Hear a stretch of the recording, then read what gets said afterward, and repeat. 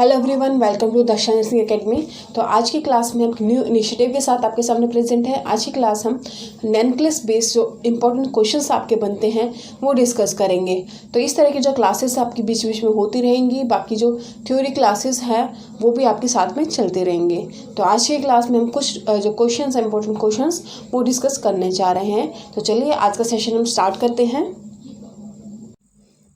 तो आज का हमारा फर्स्ट क्वेश्चन है, at 10 hours of age, a neonate's oral cavity is filled with mucus and cyanosis develops. What should the nurse do first? A. Suction. Second option है administer oxygen. Third, record the incident. And fourth is insert a nasogastric tube. तो आप question को ध्यान से पढ़िए।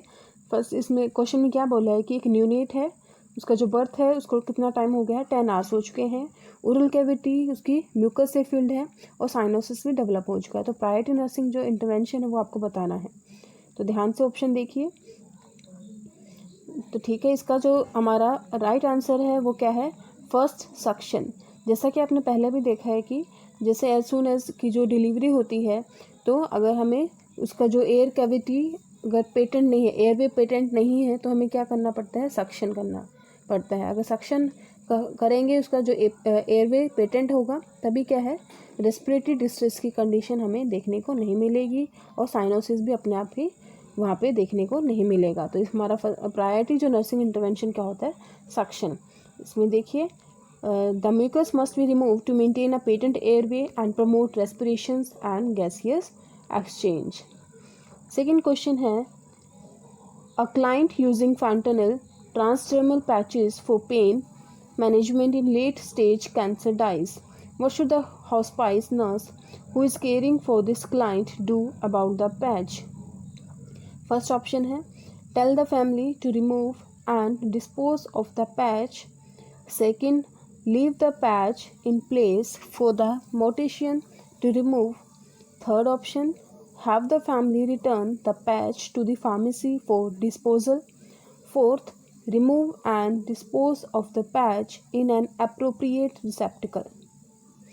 तो questions दोबारा पढ़िए एक बार कि फैंटनल जो ट्रांसडर्मल पैच यूज़ किया गया है पेन मैनेजमेंट के लिए, जो हम किसके लिए, कौन सा पेशेंट किसका है, कैंसर का, एक लेट स्टेज कैंसर का पेशेंट है जिसके ऊपर पेन के लिए, पेन मैनेजमेंट के लिए ड्यूराजेसिक का जो पैच है, ट्रांसडर्मल पैच, वो उसको लगाया गया था।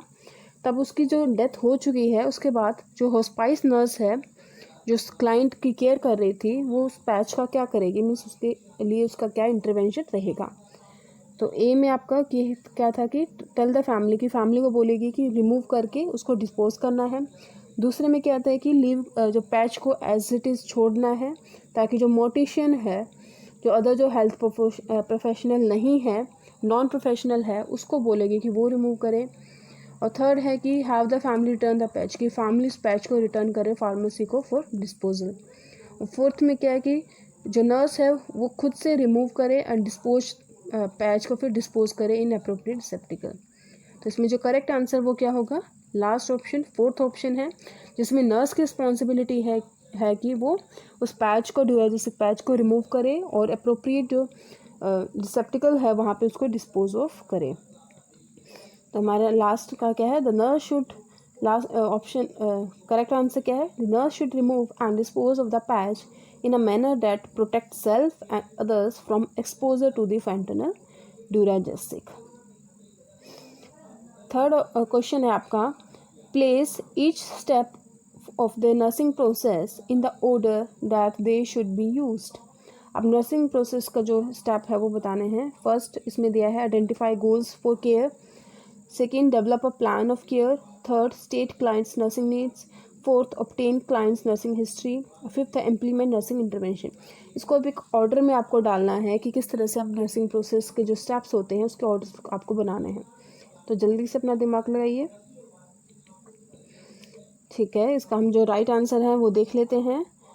फर्स्ट इसमें क्या है, 4 3 1 2 5। 4 पे क्या है कि सबसे पहले जो है ओब्टेन क्लाइंट्स नर्सिंग हिस्ट्री, जो नर्स को क्या करना होता है कि क्लाइंट की नर्सिंग हिस्ट्री कलेक्ट करनी है। फिर third, state clients nursing needs, nursing history collect करने के बाद जो नर्सिंग नीड्स है उसको असेस करेगी। First, identify goals for care, nursing needs को असेस करने के बाद, स्टेट करने के बाद, अब उसमें से जो गोल्स हैं उनको वो आइडेंटिफाई करेगी। फिर उसके बाद develop a plan of care. Goals identify होने के बाद ही क्या करते हैं हम कि प्लान जो है वो हम डेवलप करते हैं, और लास्ट में फिर क्या है, उस प्लान के अकॉर्डिंग नर्सिंग इंटरवेंशन को इम्प्लीमेंटेशन किया जाता है। तो इस तरह से इसका सीक्वेंस रहेगा। नेक्स्ट क्वेश्चन है हमारा आज का, a child is receive 60 mg of phenytoin. The medication is available as an oral suspension that contains 125 mg per 5 ml. How many milliliters should the nurse administer? Record your answer using 1 decimal place. तो ये जो drug calculation के हैं question अभी काफ़ी आते हैं, आपको इसको ध्यान से पढ़ना है। अगर फॉर्मूला आपको पता है तो आप इजीली इसको अटेम्प्ट कर सकते हैं। तो इसमें क्या गया है कि 60 mg of phenytoin वो इस चाइल्ड को प्रिस्क्राइब किया गया है, और मेडिकेशन आपको अवेलेबल है, कैसे है, ओरल सस्पेंशन है, जिसमें 125 mg 5 ml मीन्स 5 ml के अंदर है 125 mg, उसके अंदर क्या है, फिनोटाइन उसके अंदर डिज़ोल्व है। तो आपको बताना है कि कितना मिलीलीटर जो नर्स को एडमिनिस्टर करना है। तो जल्दी से अपना जो फॉर्मूला है वो सोचिए क्या होगा। तो इसके लिए हम फॉर्मूला हम यूज़ करते हैं, जो भी डिज़ायर डोज है और डिवाइड में अवेलेबल डोज इनटू क्वांटिटी, ये आपका फॉर्मूला रहता है। तो डिज़ायर्ड जो डोज है वो क्या रहेगी यहाँ पे आपकी, डिज़ायर्ड मीन्स 60 mg ऑफ फिनोटाइन जो प्रिस्क्राइब किया गया है उस क्लाइंट को। तो 60 mg आपको न्यूमरेटर में ऊपर रखना है, और नीचे डिनोमिनेटर में आपको क्या रखना है, 125 mg जो अवेलेबल है वो आपको रखना है, और इनटू मल्टीप्लाई में आपको 5 ml करना है। इस 5 ml के अंदर जो 125 mg अवेलेबल है, जो क्वांटिटी आपके पास अवेलेबल है वो क्या है, 5 ml है। तो इस तरह से अगर आपको सॉल्व करेंगे तो इसका आंसर कितना आ रहा है, 60 डिवाइड में 125 मल्टीप्लाई में 5 ml। तो आपका आंसर आता है 2.5 ml। आपको करेक्ट बताना है, डेसिमल में 2.4 ml इसका करेक्ट आंसर है। नेक्स्ट क्वेश्चन है, a client with hypokalemia is placed on a cardiac monitor to evaluate cardiac activity during IV potassium replacement. Before starting the potassium infusion, what cardiac change is the nurse most likely to identify when observing the monitor? First है lowering of the T wave, second elevation of the ST segment, third shortening of the QRS complex, fourth है आपका increase deflection of the Q wave. तो question दोबारा से एक बार ध्यान से देखिए क्या है, हाइपोकैलेमिया का क्लाइंट है, उसको कार्डियक मॉनिटर पे रखा गया है, और हाइपोकैलेमिया के, और उसको देना क्या है, IV potassium replacement means potassium replacement किया जा रहा है उसका, और हाइपोकैलेमिया कंडीशन है, और कार्डियक मॉनिटर से उसकी जो कार्डियक एक्टिविटी को मॉनिटर किया जा रहा है। अब इसमें क्या बोला है कि पोटेशियम इन्फ्यूज़न को स्टार्ट करने से पहले जो नर्स है उसको उस कार्डियक मॉनिटर पे किस तरह की जो एक्टिविटी है देखने को मिलेगी, मीन्स जो कार्डियक चेंजेस क्या देखने को मिलेंगे। तो आपको क्या देखना है कि अभी उसको जो पोटेशियम रिप्लेसमेंट दिया नहीं गया है, अभी प्रेजेंट में जो कंडीशन है वो क्या है, हाइपोकैलेमिया की ही कंडीशन है। ये सिर्फ ये आपको कंफ्यूज करने के लिए दिया गया है कि पोटेशियम रिप्लेसमेंट कर रहे हैं, उसके अभी किया नहीं है, क्लाइंट आपका हाइपोकैलेमिया का ही है, और उस टाइम आपको बताना है कि जो नर्स है क्या कार्डियक चेंज क्या देखने को मिलेगा नर्स को। तो आपको हाइपोकैलेमिया माइंड में रखना है। तो क्या होगा, इसका जो राइट आंसर है वो क्या है, lowering of the T wave. जो टी वेव है उसका आपको क्या मिलेगा, फ्लैटनिंग, फ्लैट टी वेव, या फिर लोवरिंग जो टी वेव है वो आपको मिलेगी। देखिए आंसर क्या है इसमें, फर्स्ट है hypokalaemia causes a flattening of the T wave on an electrocardiogram as observed on the monitor because of its effect on muscle function. बाकी ऑप्शन दीजिए, तो इसमें first correct answer first option है। Second में क्या है कि एलिवेशन ऑफ एसटी सेगमेंट, जो अगर हाइपोकैलेमिया है तो एसटी सेगमेंट का एलिवेशन नहीं होता, डिप्रेशन होता है। और थर्ड में shortening of the QRS complex, shortening नहीं होती, यहाँ पे क्या होता है, widening of the QRS complex दिखाई देता है। और फोर्थ ऑप्शन भी इसमें इनकरेक्ट है, गलत आंसर है। नेक्स्ट क्वेश्चन है आपका, a nurse is performing cardiac compression on an adult client, how far must the nurse depress the lower sternum to maintain circulation until a defibrillator is available? बहुत बार question आया हुआ है और important भी है कि आपका क्लाइंट क्या है, अडल्ट क्लाइंट है, चाइल्ड नहीं है, अडल्ट क्लाइंट है और कार्डियक कॉम्प्रेशन किया जा रहा है नर्स के द्वारा। तो नर्स को जो लोअर स्टर्नम डिप्रेस कर रही है, कितना डिप्रेस करना है ये आपको बताना है। फर्स्ट ऑप्शन में 3/4 to 1 inch, second 1/2 to 3/4 inch, third 1 to 1.5 inch, fourth है आपका 2 to 2.5 इंच। माइंड में आ गया होगा आंसर आपके, तो इसका करेक्ट आंसर है वो फोर्थ है 2 to 2.5 inches. The sternum must be depressed at least 2 inches to compress the heart adequately between the sternum and vertebrae and to stimulate cardiac pumping action. Next question है, the client is found unconscious and unresponsive. What should the nurse do first?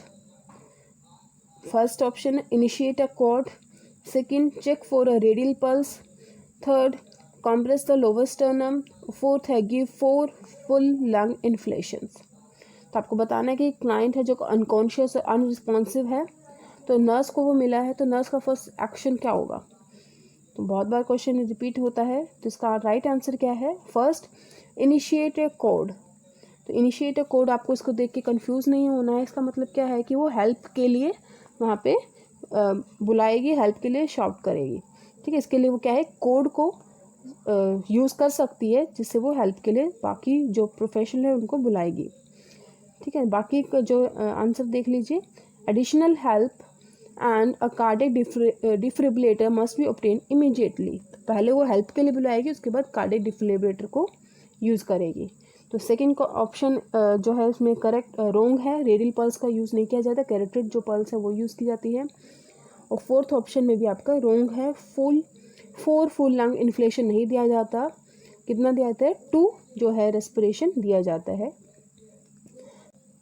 Next question आपका, a nurse is caring for a client who had a splenectomy, for which complication should the nurse specifically assess in the immediate post operative period. एक client है जिसका किया हुआ है splenectomy हुआ है, उसका जो इमीडिएट जो कॉम्प्लिकेशन है वो क्या होगा, इमीडिएट पोस्ट ऑपरेटिव पीरियड में क्या कॉम्प्लिकेशन देखने को मिलेगा। फर्स्ट है infection, second peritonitis, third intestinal obstruction, fourth abdominal distension. ध्यान से पढ़िए एक बार से, स्प्लेनेक्टमी है, इमीडिएट पोस्ट ऑपरेटिव पीरियड में क्या कॉम्प्लिकेशन होगा। जिसका राइट आंसर है fourth abdominal distension. Abdominal distension इसका करेक्ट आंसर है, because the spleen is highly vascular, hemorrhage may occur and abdominal distension results. जो स्प्लीन ऑर्गन है अपना क्या है, हाईली वेस्कुलर है, जिसकी वजह से हेमरेज के चांसेस ज़्यादा रहते हैं, और हेमरेज होगा तो एब्डोमिनल डिस्टेंशन देखने को मिलता है। जो ज़्यादातर जो स्टूडेंट्स हैं वो किस पे, फर्स्ट पे अपना करेक्ट आंसर बता रहे थे, मगर फर्स्ट आंसर नहीं होगा हमारा। जो अगर इसमें क्यों नहीं है, इसके रीजनिंग भी नीचे लिखी हुई है। An elevated temperature is common. Usually, it is not the result of infection. The incidence of infection is not higher after splenectomy, except in children. अगर चिल्ड्रन के अलावा बाकी केसेस में देखते हैं, अगर अडल्ट में देखा जाए तो जो इन्फेक्शन का जो इंसिडेंस है वो इतना कॉमन नहीं होता स्प्लेनेक्टमी के अंदर, और अगर होता भी है तो वो इमीडिएट पोस्ट ऑपरेटिव पीरियड में नहीं अकर होता, बाद में हो सकता है। इमीडिएट पोस्ट ऑपरेटिव पीरियड की बात करें तो क्या देखेगी, सबसे पहले क्या असेस करेगी नर्स, एब्डोमिनल डिस्टेंशन को ही देखनी पड़ेगी अगर स्प्लेनेक्टमी का केस है और एडल्ट क्लाइंट आपको दिया गया है। नेक्स्ट क्वेश्चन है, what nursing action will limit hypoxia when suctioning a clients airway.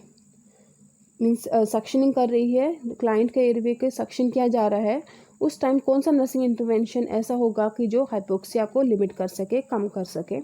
First है apply suction only after catheter is inserted, second limit suctioning with catheter to half a minute, third lubricate the catheter with saline before insertion, and fourth है आपका use a sterile suction catheter for each suctioning episode.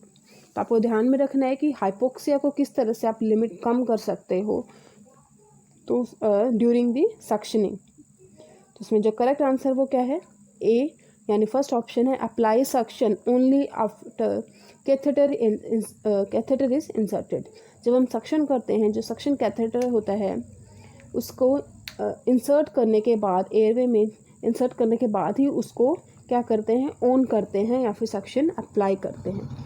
और जब हम उसको निकालते हैं, remove करते हैं, तभी भी रोटेटरी जो मोशन में निकालते हुए ऑन कंडीशन में ही निकालते हैं। मगर जब हम डालते हैं उस टाइम हमें क्या है, उसको ऑफ करना होता है, सक्शन अप्लाई नहीं करना होता है। तो हमारा इसमें फर्स्ट जो ऑप्शन है वो करेक्ट है, और इसी की वजह से क्या है कि हाइपोक्सिया की कंडीशन को हम मिनिमाइज या फिर कम कर सकते हैं।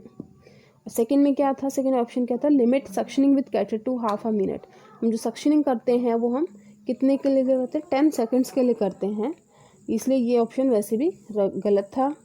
और lubricate the catheter with saline before insertion, इससे हाइपोक्सिया की कंडीशन से कोई लेना देना नहीं, उससे उसकी वजह से हाइपोक्सिया कम नहीं कर सकते। और last option use style suction catheter, इससे भी हाइपोक्सिया से कोई लेना देना नहीं है। तो आज का हमारा जो लास्ट क्वेश्चन वो क्या है, what should a nurse include in the plan of care for a client with vascular dementia. First, a re-education program. Second, details for supportive care. Third, an introduction of a new leisure time activities. Fourth, plan for involvement in group therapy sessions. Client किसका है, vascular dementia क्या है, और जो nurse को क्या include करना चाहिए अपने प्लान ऑफ केयर में। डिमेंशिया है तो आपको ध्यान में रखना है कि अगर री एजुकेशन प्रोग्राम देंगे तो इसका कोई बेनिफिट नहीं है, क्योंकि ऑलरेडी क्लाइंट किसका है, डिमेंशिया का है। Details for supportive care, supportive care की जो डिटेल्स हैं वो इसको इंक्लूड करेंगे। New leisure time activities, leisure time activities को इंक्लूड किया करेंगे, और लास्ट में ग्रुप थेरेपी सेशंस को इन्वॉल्व करेंगे। तो इसमें करेक्ट आंसर क्या है, second, details for supportive care. क्योंकि जो क्या है, damage brain cell do not regenerate, दोबारा से रीजनरेट नहीं होंगे, वो जो एक बार डीजनरेट हो गए तो हो गए हैं। तो care is there for direct towards the preventive further damage and providing protection and support. इसलिए जो हमारी केयर क्या रहेगी कि फर्दर जो डैमेज है उसको हम प्रिवेंट कर सकें, उसको हम बचा सकें, और प्रोवाइड ज़्यादा से ज़्यादा उस क्लाइंट को हम प्रोटेक्ट कर सकें, उसको सपोर्ट प्रोवाइड कर सकें। इसलिए क्या है, सपोर्टिव केयर हम इसमें प्लान ऑफ एक्शन में हम इंक्लूड करेंगे। लीजर टाइम एक्टिविटीज़ से कोई मतलब नहीं है। अगर हम न्यू जो लीजर टाइम एक्टिविटी इंक्लूड करवाएंगे, क्योंकि डिमेंशिया है ऑलरेडी, ग्रुप थेरेपी सेशंस को इन्वॉल्व करने में भी कोई बेनिफिट नहीं है, ठीक है। तो इसलिए इसका करेक्ट आंसर क्या है, second, details for supportive care. तो ये हमारे आज के 10 क्वेश्चन से, इंपॉर्टेंट क्वेश्चन से डायरेक्ट हम एनक्लेक्स बेस्ड क्वेश्चन ले रहे हैं, ताकि आपके एग्जाम्स में जो अभी आएंगे कॉम्पिटिटिव एग्जाम्स, उनके लिए आपके लिए इम्पोर्टेंट साबित हो। तो आज की क्लास हम यहीं पे स्टॉप करते हैं। बस अगली क्लास तक आप बने रहिए, वेट कीजिए। अगली 10 क्वेश्चन के साथ फिर से हम आपके सामने प्रेजेंट होंगे। अगर आपको क्लास अच्छी लगे तो ज़्यादा से ज़्यादा लोगों से शेयर करें। तो आज के लिए इतना ही। Thank you so much.